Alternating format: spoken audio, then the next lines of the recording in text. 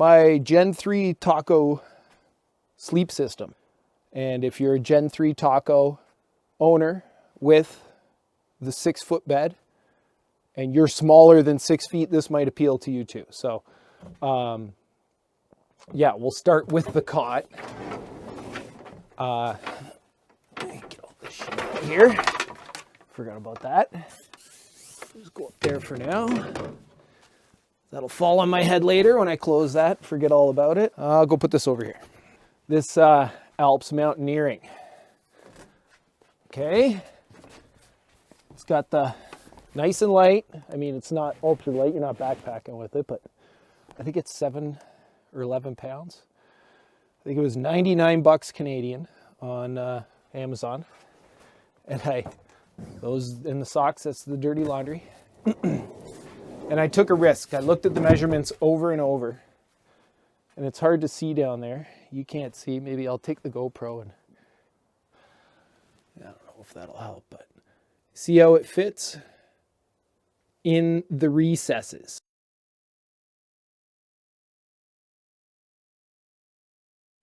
And you see, look at that. Those metal runners that go down the side of the cot just perfectly fit right in there. There, like that. There's really no play. And same at the other end, because they seem to line, they're perfectly lined up.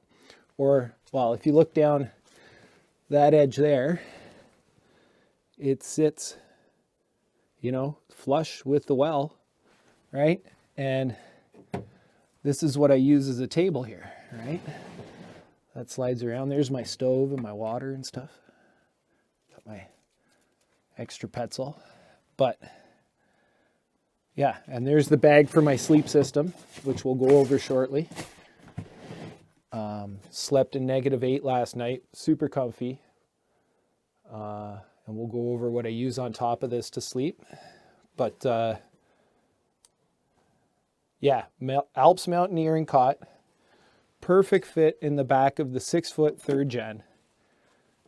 Just beautiful. To the point where, like, if I lift it up in these rails, I can't quite get it out without forcing it. It's sitting in there really good. All right. Next. So I use the to cook on to give me a nice flat surface. And then this when I'm getting in and out. So when I'm, you know, kneeling and adding things and moving stuff around. Okay, first layer of the sleep system. So last night I went with, just because it was a little colder, below my, now this is like a summer mat. These, what is it? The Big Agnes. I got this back. So this is a 6-year-old mat now. I got it about 2017. It's got some blood on it from the mosquitoes. But I had that down first, just to give like an extra layer of air and cushion. It does, like, I mean, it does have an R value to it. It's just not like this next one. So you can see here. I'll show you there's the bag. What is it? Q-Core, Big Agnes. Lots of you probably familiar with it. Oh, 25 by 78. 78 being just like a little bit too long, right? You could go with a little bit less, but I find it's good. It curls up on the ends and gives you a bit of cushion up against, and when you close, and it's not an issue. If you're the 3rd gen Tacoma owner that's looking for a lightweight sleep system, your pads are 78. Now, I can't remember the measurement. I'll see if I can go through my list and find my order from, like, geez. So first layer of the sleep system, the Q-Core. I don't think I'm gonna, it slips around a bit. What I actually want to do with these pads is add some of those non-slip backings on some of them. So yeah, my bougie bamboo sheet, hardy harn, is very bougie. And then we just had, this is the second layer. There you go. Reactor 6.5. Reactor 6.5. I also got this, 2019 or 2020, just before the pandy. So it says it has R5 and it's 1.6 kg. So whatever that is, just under 3 pounds. It's a couple pounds. It's not a light pad. Again, whatever, 64 by 194, but you could see it's about as wide. So I'm pretty sure they're both, you buy 25-inch pads for the Alps, Mountaineer, and Cot, and they work because it kind of sits in that little, you can see how it kind of, when you push down, it gives you a lip. And then what's nice, when you sleep on the Q-Core, just on it when it's warm, the Q-Core also has that extra, I think it's 3-inch and 2.5 in the middle. So you get like a little bit of a lip around both sides. So you could tell when you're at the edge of the pad and it sucks you in. Like it's beautiful. I love it. And even with this on here, it was good, but you can see they move around. I got to add those non-slip because I woke up a couple times and it was like the pads, you know, the pads had kind of like that. They didn't shift this way because there's no way for them to go that way, but they were shifted like that a little bit, right? So I had to kind of bounce around and even things out. So those also, depending on how I'm traveling and where I'm going, like, so today I'm going to go to the next spot up the road I'm going to go look for. What I'll do is I'll just fold that back and sit that on there. A couple things, I have like earplugs, my mouth guard in here, a couple other little sleep accoutrements, magnesium pills, you know, whatever. And then that slides to the back. And there you go, that's travel mode. In that bag is my sleeping bag, my extra layer of feathers. So I got 2 feather layers, my quilt. Well, it's not a bag, it's a quilt. And then I got one of those. I can't remember the name of the company at the moment. We'll take it out. We'll show it. Maybe it's on the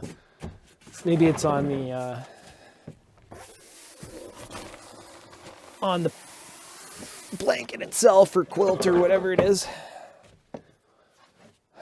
Water time. Drink your water. In the bag for the sleep system, up first, pillow, most important. Yes, another bougie. What do I got here? Climate. It's got like an inside out, climate pillow. They're heavy, but it's super comfy. And it's got like that proof layer on it so I can take it out and just wash this case if it gets like schmeggy or whatever. But yeah, this is a really comfy pillow. They're not cheap and it's not light. I do bring it backcountry though still because I mean, I haven't found a good competitor that I like. Maybe some suggestions for size, but I like a big chunky, like I sleep with those bamboo pillows and they're a little bit fat. Everything that I'm finding is like just a little bit too big, and this is perfect and not too small. I really like this pillow. The only problem is it's like fucking like 3 pounds. I don't know. It's a tank. So anyway, pillow. Okay, we'll do this next. This, I love my UGQ quilt. If you guys know what these are. So I bought this in 2017, 2018. I think it was Dan Becker that reviewed them that I saw. And there it is. UGQ Outdoor LLC. This thing I fucking love. I love this thing. This is one of my most cherished items. This has been on all kinds of backcountry canoe trips with me. I've slept with it on my trip through the States. I I've slept with it on numerous, just like 4x4 adventure rides like we're doing right now. So anyway, that's next. I'm not gonna do it all up nice. Do I do it all up nice? You know what? I'll just do up the foot box and one button up top here, just so it can lay out kind of looking half decent. Like that. I'll do a foot box. Okay, right. There we go. Set that down there. Good enough. Not quite good enough. There we go. Make it nice. Okay. And then, like last night, it was -8 last night. So before I went to bed, it was probably like -4 or 5. Things were getting cold. So I can't remember who reviewed these. Some East Coaster. I can't remember his name. I haven't watched his channel in a while. But these went on, I don't know, at about 8 o'clock last night. They're fucking hilarious looking, puffy pants. What the fuck is this? Lone Wolf. Lone Wolf reviewed these. And I went out and bought a pair, and man, highly recommend. I get up in the morning, the first thing's on because they cinch down, so I fold them up. And the toe box. So when I'm out camping, this is just, I'll use like a scarf or something, right? But we'll cinch that down like that into the toe box, right? Tie a knot in there, and then I'll bring them towards me in the morning and pull that out. And those are the first things that go on when it's cold out, right in the sleeping bag. So we get dressed inside the sleeping bag. Okay, next layer. And this isn't on top. This goes inside the sleeping bag with me. Rumple. That's what it is, Rumple.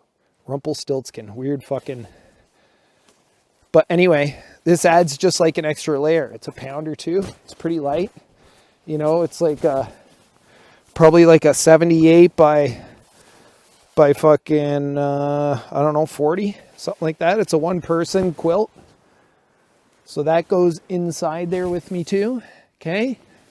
We'll just pretend that's inside. And then I got a pillow here somewhere. That goes between my knees. Little blow-up inflatey mech guy, that goes in there too. And then on top of everything, I think this is the key part of the...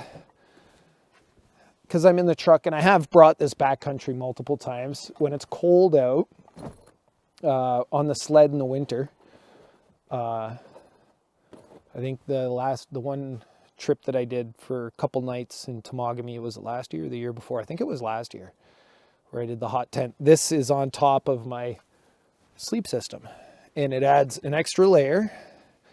Now this is one of those, I don't have the name tag on this one, I don't think. It's like Swiss made or something. Yeah, I've got it on my other one. I've got a couple of these. They're like $60 at the surplus. They're nice heavy. I think the whole thing, like before I trimmed it down and cut it up, you could see, and I stitched it a bit longer on the one end. So that goes basically right over everything, just like that. So I'll drape it down over my sleep kit. And when I wake up in the night, sometimes I got to pull it tighter, or, you know, adjust it or whatever, right? But, and I keep it, I'm a side sleeper, and I keep it tucked up. So when I'm breathing, it's, my breath is going out and it's hitting the wool. And it's not going right onto my down sleeping bag and causing any moisture problems around the collar. So that's, and then when it's really cold and I have this closed up, I think the coldest I've slept down is like -17 C with a couple candles in here. And the moisture builds, right? And, you know, it drips a bit and freezes, and then it gets on here, and then same at the other end, and down the sides of the insulators or the blinders here. And the moisture stays in, so this helps protect in those conditions too. And then it all comes out and it dries off. Hang it up when you get up in the morning, if you're not raining, hopefully, like today I did. And yeah, I think that's it. That's basically, so if you're a taco enthusiast and you've got the 3rd gen, You got the 6-foot bed, and you want a good lightweight sleep system. Now, just the cot itself, right?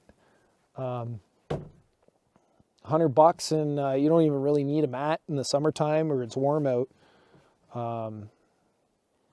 And then you can disassemble it quick, put it away. I don't have the bag for that with me. I set it up before I left the house, and it's just like that while I'm traveling. I think I've said everything. Oh, a beautiful feature of this campsite, not really unrelated to do with the sleep system, but also interesting. Look at this. Look at this beautiful pile of fucking moose poop right beside the campsite. It's a big pile, and it trails off into the bush, and then there's another little pile over there. Oh, gorgeous. Got my boots. But anyway, there's my Tacoma sleep system. Hopefully some of you find this useful. A little bit, maybe, or interesting. Tacoma fans. Yeah. These are, luxury items, right? You don't need all this. Crappy sleeping bag, crappy mat, and that cot in particular, and I'm pretty sure you're still going to be super comfortable. So $100 for the cot and a mat, $50, $40 for a mat, and whatever your, choice of sleeping bag. And then, what's nice about this too is you can push a couple of Rubbermaids, so you could stack Rubbermaids, right? One thing that I've done, come over here. I push that down there, and in that little cavity beside the wheel well, where that little thing is in there, where that little tie down point is in there. So I'll put a couple candles in there that way, and I'll put another Rubbermaid on top of that one. So I've got like a protective barrier between me and the candles. I got the UQO, those, one of these.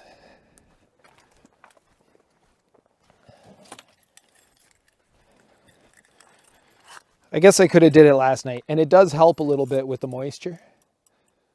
But that's when you have everything closed up. And last night, even at -8, and -2 the night before, I slept with this open. Plus, this helps. I could sleep with it open because I'm not too worried about the moisture or the rain if it happens. But anyway, I think that's everything. That's my bed reviewed. If you have any questions, throw them down in the comment section. Mind you, you got to do all the weatherproofing to the 3rd gen Taco, if you're familiar with that. Maybe in a video I can go over what I did. At some point I'm going to be lifting the cap off and checking, because there's silicone under. You got a silicone between the plastic cap and the frame too, and not just this rubber gasket. You've got to do multiple things. So, and the reason, so actually another thing I want to bring up, Tacoma owners, you all know this, if you try and sleep in the back of these, they leak everywhere like a sieve. And if you're going down dusty, dry roads, they fill full of dust. So you have to do a bunch of things to prevent that. And yes, I have waterproofed this. I'll put a shot up in the corner of a picture of the corners. I silicone the corners, and then we got weather seal between. Like, I redid the stuff that they put on when they dropped this on. I took it out, and everything I read online, and they were right. It leaked. So that's all been redone on my own in the driveway. I also have these blackout magneted on here that I did myself. That should be good. Whoa, I forgot you're not attached. That was dangerous. I got other lenses, I think, but okay. Put you out there, you there. Hopefully you don't go anywhere. Center it up. Don't fall over right now. Support. Everything's still kind of tight. Oh, it's a little windy here and there. Hopefully, well, I got a wind thing on the mic. Anyway, we're gonna do a review of, oh, my water. Don't hit that, don't hit that, don't hit that. Of my Gen 3 Taco sleep system. No, God damn it. At least it landed that way. Okay, maybe the wind will stop for while I'm recording, or do I actually have to go around and tighten everything up? Just a little dirty. It's still good. It's still good. I know you're good. I'm more worried about you. I'm not sure about you for long extended. Anyway.